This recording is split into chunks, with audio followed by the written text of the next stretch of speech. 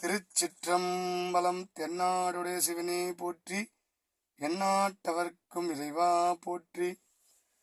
திருவாசக விளக்க உரையில் நாம் சிந்தித்துக் கொண்டிருப்பது 6வது பதிகம் நீத்தல் விண்ணப்பம் 39வது பாடல்.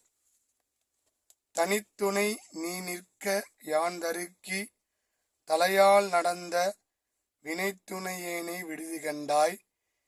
வினையேனுடைய மனத்துணையே என் தன் வாழ்முதலே, எனக்கு எய்ப்பில் வைப்பே தினைத்துணையேனும் பொறேன் துயர் ஆக்கையின் தின்வலையே அப்படின்னு பாடியிருப்பார்.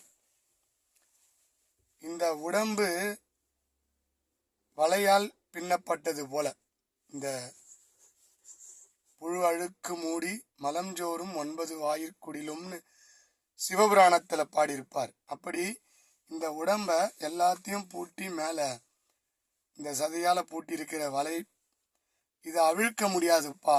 உள்ள இந்த புலன்கள் பல செருக்குகள் எனக்கு இருக்கு.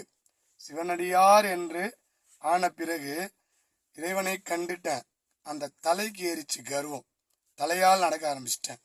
கடவுளை கண்ட பிறகு பல புலன்கள் ஒரு பக்கம் போனாலும் எனக்கு இறைவன் கிடைச்சிட்டான்ற ஒரு ஆணவம்.